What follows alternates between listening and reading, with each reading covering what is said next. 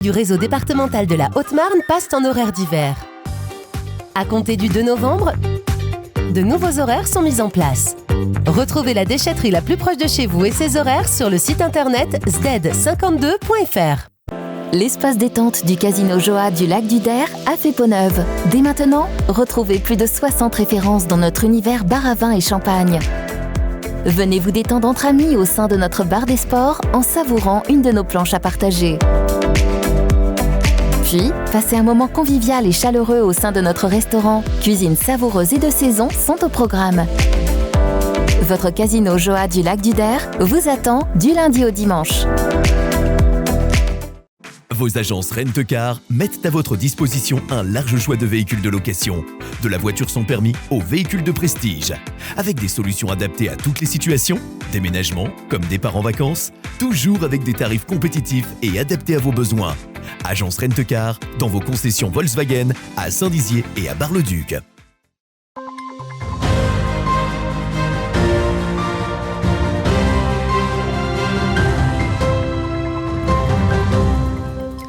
Bonsoir à tous et bienvenue dans votre journal du 26 octobre 2022.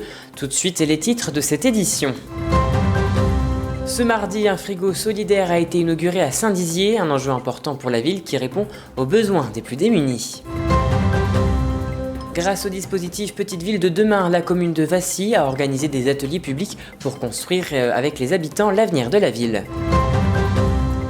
Et avec la crise énergétique actuelle, nombreux se questionnent sur l'hiver qui approche et la ressource en énergie sera-t-elle suffisante pour surmonter la saison ? Et voilà pour les titres. Les frigos solidaires, une association parisienne, développe depuis 2017 dans toute la France leur concept de frigo solidaire, accessible à tous. L'un de ces frigos a ouvert hier à Saint-Dizier, au Greens Café, place Émile Moguet en centre-ville. Un reportage de Thiago Kerkovic. Basé sur le modèle berlinois, les frigos solidaires fleurissent depuis 2017 dans toute la France.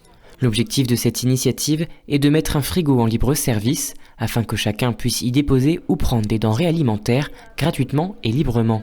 Le frigo solidaire, il fonctionne donc grâce aux dons des particuliers, qui peuvent mettre des produits frais, emballés, secs, et les restaurateurs et les commerçants qui mettent leurs invendus, et ceux qui en ont besoin se servent librement et dignement. Ce dispositif s'est installé place Émile Moguet à Saint-Dizier, au sein du Greens Café, grâce au partenariat entre le CCAS, l'association Les Frigos Solidaires et le commerçant.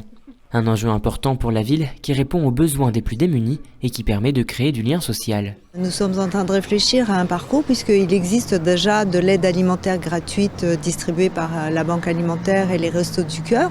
Les frigos solidaires offre une autre façon de venir s'approvisionner librement et gratuitement et nous n'avions pas ce dispositif à Saint-Dizier et on trouvait que c'était complémentaire à ce qu'on pouvait proposer à nos habitants.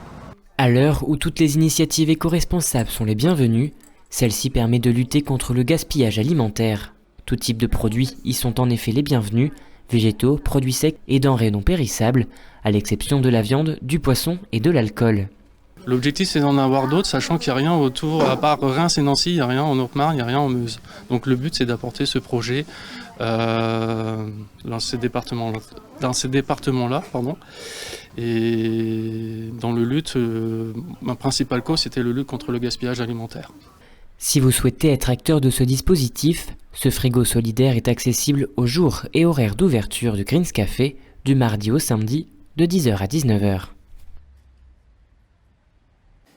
Et restons dans les initiatives puisque la ville de Vassy est bénéficiaire d'une aide allouée par la région Grand Est qui vise à faire profiter à la commune d'une ingénierie 100% prise en charge pour dessiner et construire la ville de demain.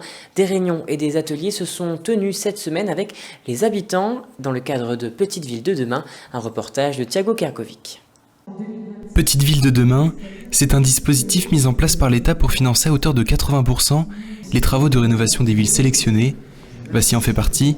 Le maire a donc décidé de convier ses habitants afin qu'ils fassent entendre leurs idées. La ville appartient à ses habitants et qu'aujourd'hui nous avons un projet, Petite Ville de Demain, et que nous aimerions que ce projet soit, validé, connu et reconnu par ses habitants pour être sûr de l'opportunité, de la validité et de l'importance des projets que le conseil municipal, ou tout du moins que les élus de la majorité ont pu avoir. Pour mener à bien ce projet, 2 architectes urbanistes, en partenariat avec le programme, se sont installés le temps de quelques jours pour appréhender les paysages de la ville et la configuration de celle-ci. On a un périmètre qui est identifié, c'est de travailler autour du parc des Promenades et de la place du 14 juillet à Vassy. Et nous, ensuite, notre travail de concepteur, ça va être de mettre en plan, de faire des propositions qui soient dessinées, qui soient mises en image, qu'on puisse mettre en débat à nouveau sur d'autres temps publics comme celui de ce soir, et qui donne lieu ensuite à un démarrage, à un lancement de projet concret pour une réalisation. Si ce dispositif séduit sur le papier, il renvoie cependant à des déceptions passées en lien avec des projets non concrétisés. Les Vasséiens qui espèrent que ce programme ira à son terme s'impliquent actuellement par le biais d'ateliers participatifs. La grosse différence avec les 2 précédents, j'ai l'impression, attention, je suis peut-être un grand naïf, j'ai l'impression qu'on sera beaucoup plus aidé. Déjà, j'ai entendu parler le mot État. C'est quand même quelque chose. Quand l'État est derrière un projet, je ne dis pas qu'il va forcément aller au bout, mais moi je reste persuadé qu'on peut faire quelque chose. Cette démarche inversée a permis aux habitants de donner leur avis et de faire connaître leurs envies. Le 26 octobre, un second atelier participatif s'est tenu, permettant de nouvelles concertations. Et passons à présent à notre image du jour. 19 jeunes Vitria et 20 bragards se sont rendus à la grande finale de l'école des champions dimanche 23 octobre à Tomblaine près de Nancy. Ils ont concouru avec 13 autres équipes du Grand Est. 2 élèves bragards et 2 élèves Vitria ont gagné la finale. Avec cette crise énergétique, de nombreuses mesures sont mises en place pour éviter une surconsommation de l'énergie. Des éco-gestes sont donc également eux aussi mis en place pour éviter également cette surchauffe. Mais quels sont ces éco-gestes? Un reportage de Marlène Beau et Thiago Kergovic. Dans le contexte actuel où la question énergétique se pose, à la fois à l'échelle de l'individu et à celle de la société, quels sont les paramètres à prendre en compte pour comprendre l'histoire climatique de notre planète et quelles sont les pratiques à mettre en œuvre pour éviter le blackout total? Arnaud Lemestre, géologue et responsable de l'unité géosciences du Palais de la Découverte à Paris, a tenu le 20 octobre dernier une conférence à ce sujet. Il n'y a pas 36 solutions. La chose la plus importante, c'est réduire l'empreinte carbone. Donc tout ce qui est à la base, tout ce qui est basé sur les ressources énergétiques fossiles, pétrole, charbon, gaz, doit diminuer de manière drastique dans les années qui vont venir. Du côté des collectivités, la prise de conscience est bien là. Des mesures ont été prises pour encourager les bragards aux pratiques vertueuses. Une baisse de température d'1 degré, du reste tel que préconisé au niveau national. Donc là, ça va être appliqué très rapidement. Baisse d'1 degré dans tous les bâtiments, en dehors des crèches et des bâtiments pour personnes âgées. Pour les citoyens justement, quand certains prennent les choses en main, d'autres s'avouent légèrement défaitistes face à l'urgence climatique. Je fais de mon mieux, par exemple, j'achète plus aucun vêtement depuis 1 an. Mais bon, j'en achète à mes petits-enfants, ce qui n'est pas forcément des choix. Je fais attention, oui, un tas de petites choses quotidiennes. Je suis partie du MAN Saint-Dizier, donc le MAN, le mouvement pour une alternative non violente.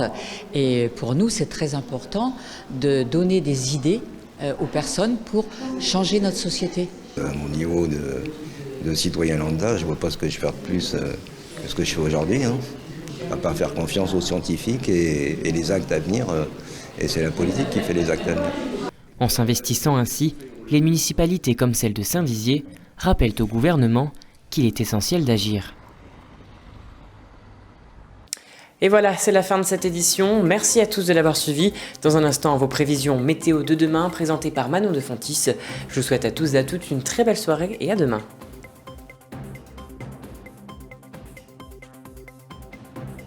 Toute l'actualité qui vous concerne, à voir et à revoir dès maintenant sur puissancetélévision.fr et sur notre application mobile.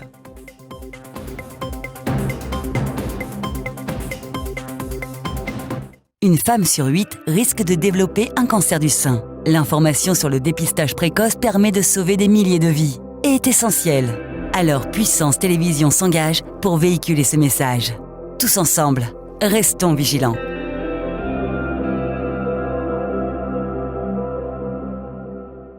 Ce n'est pas rien, un dépistage du cancer du sein, mais c'est le meilleur moyen de détecter un cancer précoce ou de s'assurer qu'il n'y a rien.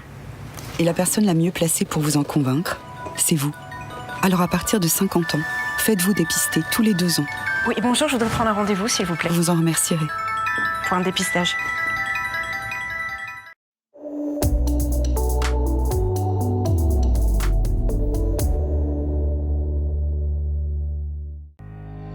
Bonsoir à toutes et à tous. Demain, le soleil brillera sur tout l'Hexagone. Côté température, demain matin, comptez 11 degrés de minimal à Metz et 18 degrés de maximal à Bordeaux. L'après-midi, il fera 22 degrés à Rennes, 25 degrés à Nantes ou encore 26 degrés à Bourges.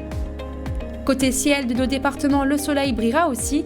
Demain matin, les températures seront douces. On attend 13 degrés à Vitry-le-François ou encore 15 degrés à Saint-Dizier. L'après-midi, le mercure avoisinera les 20 degrés. On prévoit 22 degrés à Bar-le-Duc et Chaumont. Demain, jeudi 27 octobre, nous fêterons les Emelines. Je vous souhaite une excellente soirée sur Puissance Télévisions.